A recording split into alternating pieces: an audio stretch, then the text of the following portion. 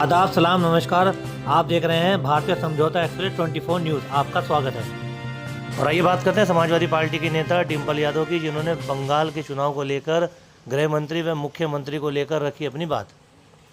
और आपको बता दें, आम आदमी पार्टी की ओर से भारतीय जनता पार्टी को घेरते हुए दिया गया सफाई का बयान। थाना सदर बाजार पुलिस की ओर से की गई एरिया में होटल व रेस्टोरेंट को लेकर छापेमारी।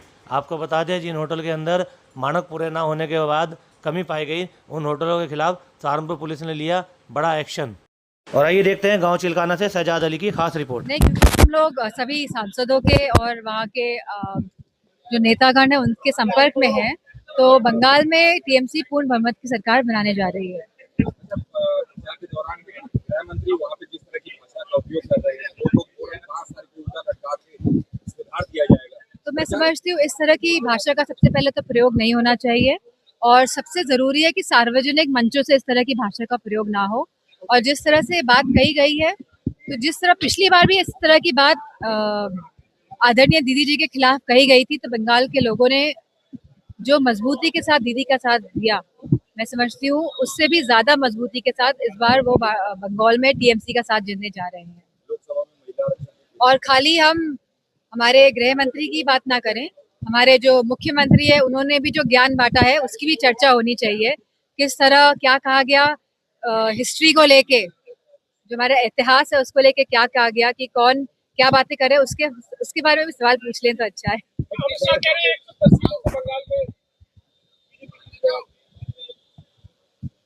नहीं, मैंने अभी बोला कि पूर्ण बहुमत की सरकार टीएमसी और दीदी की आ रही है। और ये लोग तो महिला आरक्षण की बात करते हैं, कि महिला मुख्यमंत्री बनने जा रही है तो क्या हर्ज है फिर।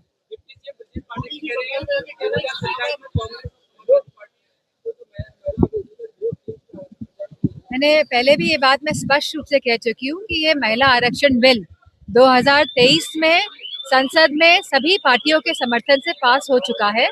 इसमें कोई दो राय नहीं है। इस तरह की भ्रांति, भ्रम और झूठ फैलाने का काम ना करें। और जो वाकई में सरकार का काम है, जो वाकई में गणना करानी चाहिए थी, और अब तो गृह मंत्री ने खुद जातिगत जनगणना कराएंगे, तो मेरा मानना है कि उनको जातिगत जनगणना करानी चाहिए, परिसीमन कराना चाहिए, महिलाओं को आरक्षण देना चाहिए, तभी तो हमारी आरक्षण बनाएंगे। हमने तो ये बात भी कह दी, अगर आपको आरक्षण लागू ही करना है तो ये 543 सीट से आपकी इतनी चिंता है तो आप, ये तो खाली मुखौटा है भारतीय जनता पार्टी का। परिसीमन कराने के लिए ये लोग नहीं चाहते हैं कि जनगणना हो, खाली इसीलिए मुखौटा पहने हुई है सरकार।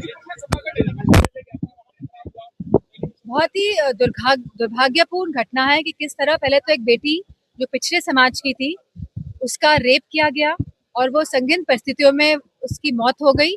और जब डेलीगेशन गया उन परिवार वालों के साथ मिलने के लिए, तो शासन, प्रशासन और जो लोग हैं वहाँ के, जिस तरह का बर्ताव डेलीगेशन के साथ हुआ है, मैं समझती हूँ अपने आप में इस देश के लोकतंत्र पे सवाल चिन्ह उठाता है। और हम शुरू से कह रहे हैं कि भारतीय जनता पार्टी के लोग संविधान को मिटाना चाहते हैं और लोकतंत्र को खत्म करना चाहते हैं।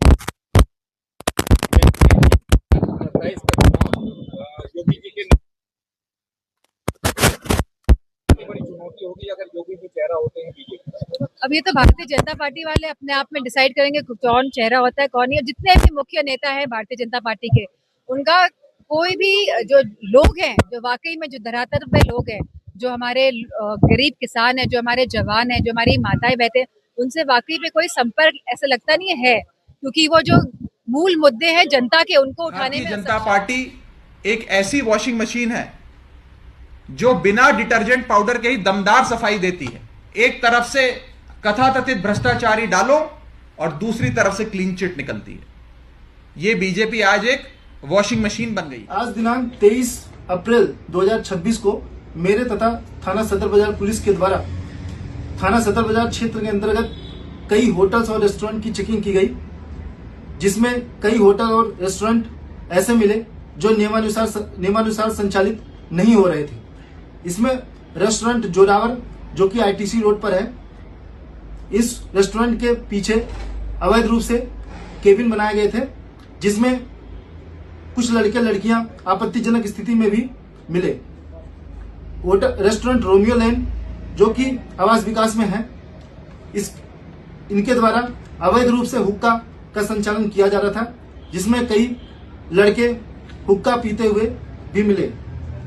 होटल फोर सीजन इन जो कि चंदन नगर चौकी क्षेत्र में है, इसके रजिस्टर्स में भी गड़बड़ी देखने को मिली, जिसकी जांच करवाई जा रही है।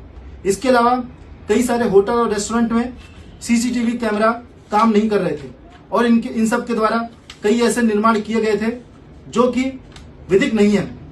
इन सभी रेस्टोरेंट और होटल्स के खिलाफ रिपोर्ट प्रेषित की जा रही है। इसके साथ ही साथ और जितने भी होटल और रेस्टोरेंट है जो अवैध रूप से संचालित हो रहे हैं, उनके खिलाफ भी अभियान के तरीके से जांच करवाकर नियमानुसार विधिक कार्रवाई की जाएगी।